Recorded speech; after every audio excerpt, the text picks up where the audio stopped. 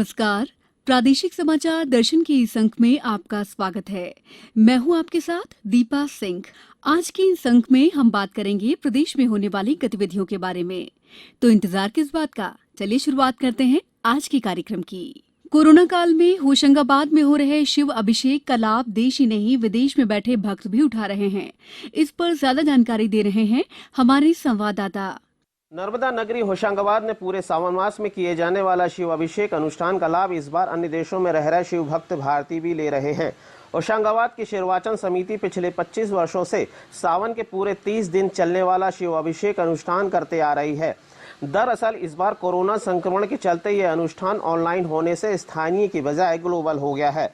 शहर, प्रदेश, देश और अन्य देशों में रह रहे शिव भक्ति भी आचार्य सोमेश परसाई के सानिध्य में ऑनलाइन शिव अभिषेक का लाभ ले पा रहे हैं। श्रद्धालुओं ने बताया कि ऑनलाइन शिरवाचन की पहल से अपने देश से दूर शिरवाचन की परंपरा को विधि विधान से पूरा करना संभव होने के कारण यह सावन कोरोना संक्रमण जैसे कठिन समय में भी उम्मीद और खुशियां लाया है। सावन माह में भगवान शिव का प्रतिदिन ऑनलाइन अभिषेक होने के कारण देशों के अलग अलग समय होने के बाद भी लिंग के माध्यम से भगवान शिव का अभिषेक करना संभव हो पा रहा है और इससे सकारात्मकता बढ़ रही है। साथ ही उन्होंने इसे अपना सौभाग्य मानते हुए कहा है कि कोरोना संक्रमण के समय में भी नर्मदा नगरी से लगाव के कारण सावन में शिव अभिषेक करना संभव हो पा रहा है। प्रादेशिक समाचार दर्शन के लिए होशंगाबाद से मैं तनुष तिवारी। खंडवा में वन मंत्री डॉक्टर कुंवर विजय शाह ने कहा है कि जंगलों की सुरक्षा के लिए नाइट विजन युक्त ड्रोन कैमरे लगाए जाएंगे, जिससे दिन और रात में जंगलों की मॉनिटरिंग की जा सकेगी। जानकारी दे रहे हैं हमारे संवाददाता। प्रदेश में जंगलों की सुरक्षा व वनवासी परिवारों की आर्थिक स्थिति बेहतर बनाने के लिए हर संभव प्रयास किए जाएंगे।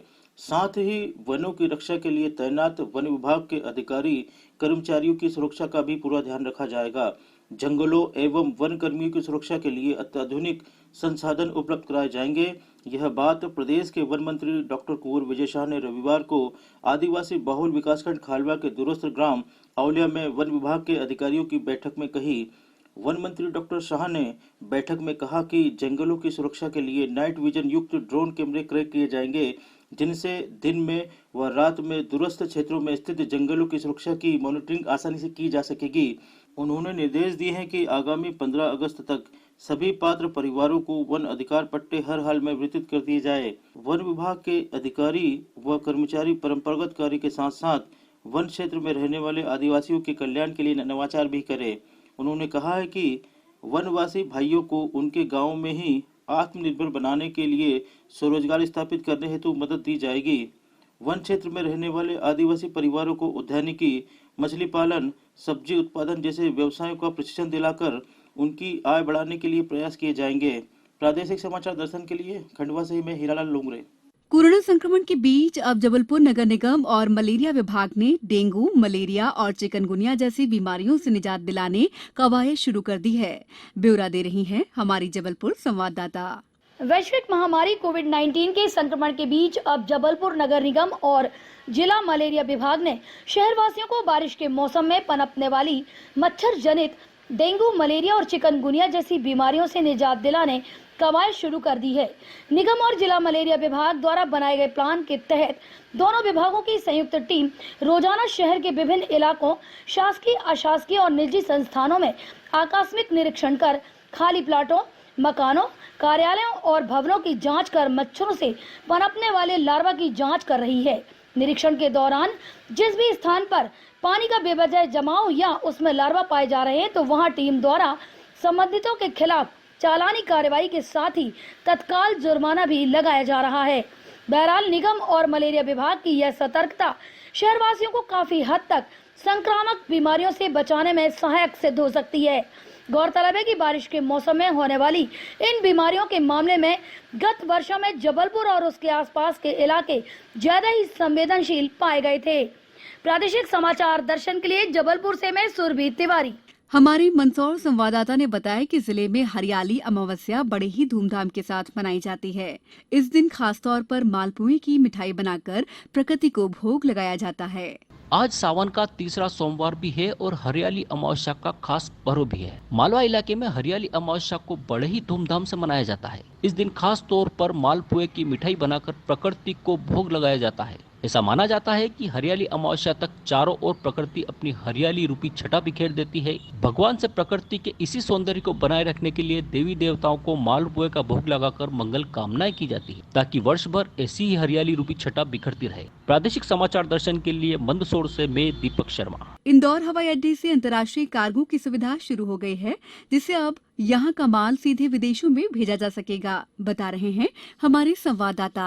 इसका सीधा लाभ इंदौर के समीप पीथमपुर औद्योगिक क्षेत्र और देवास के औद्योगिक क्षेत्र की कंपनियों को मिलेगा। गौरतलब है कि किसी भी क्षेत्र के विकास में निर्यात का बड़ा हाथ होता है और सीधे इंटरनेशनल कार्गो की सुविधा से निर्यात करना आसान हो जाएगा। इसके साथ ही यहाँ के उद्योगपतियों को विदेश माल भेजने के लिए मुंबई और दिल्ली पर निर्भर नहीं रहना पड़ेगा। इस सुविधा के कारण जल्द नष्ट होने वाले सब्जी, फल और अन्य कई सामान सीधे विदेश भेजे जा सकेंगे। इंदौर से सीधे विदेश माल भेजने की सुविधा से इंदौर के उद्योगपतियों और किसानों के लिए लागत कम हो जाएगी, जिससे वे अंतर्राष्ट्रीय बाजार में प्रतियोगिता कर पाएंगे। कार्गो के शुरू होने से निर्यात आधारित उद्योगों के लिए भी नए अवसर आएंगे, जिससे क्षेत्र में नौकरियों के अवसर पैदा होंगे और आर्थिक समृद्धि आएगी।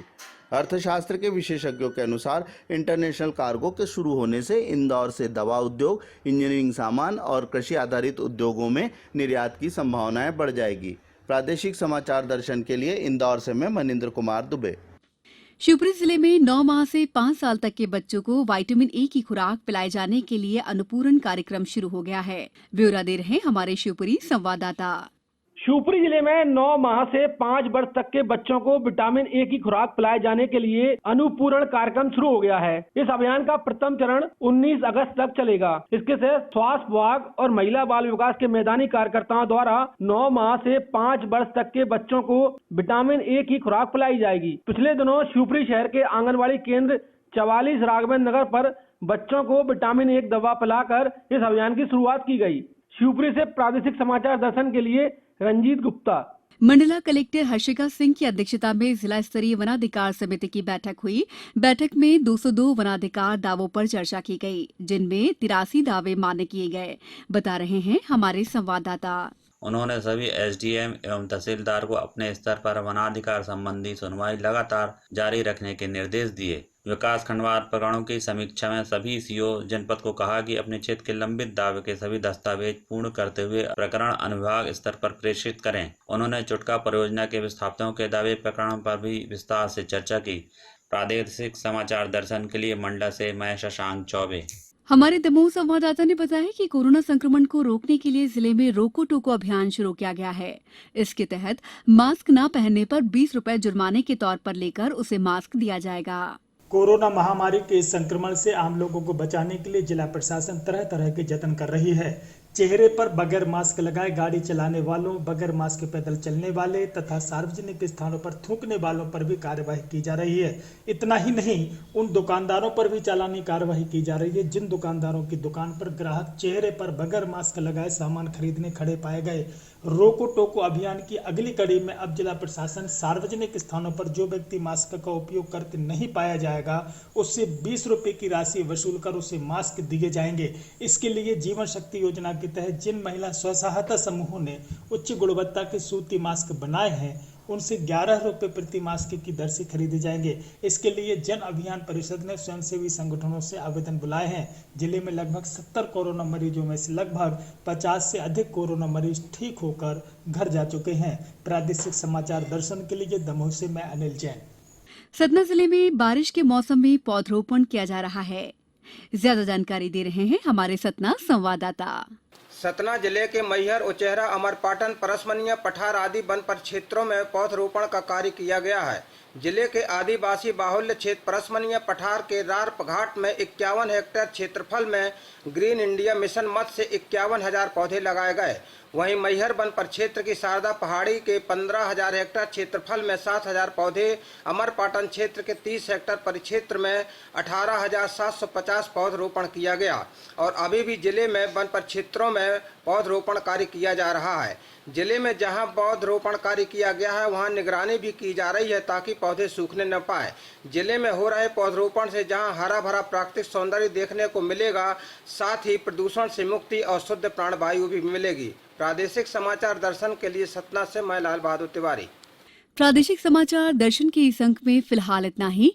अगले हफ्ते फिर होगी आपसे मुलाकात इसी दिन इसी समय पर। तब तक के लिए नमस्कार।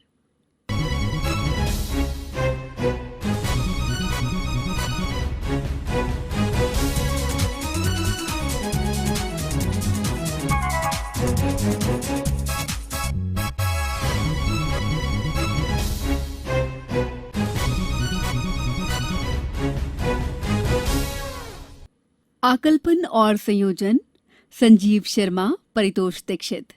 आलेख एवं वाचन स्वर दीपा सिंह। प्रस्तुति प्रादेशिक समाचार दर्शन एकांश भोपाल।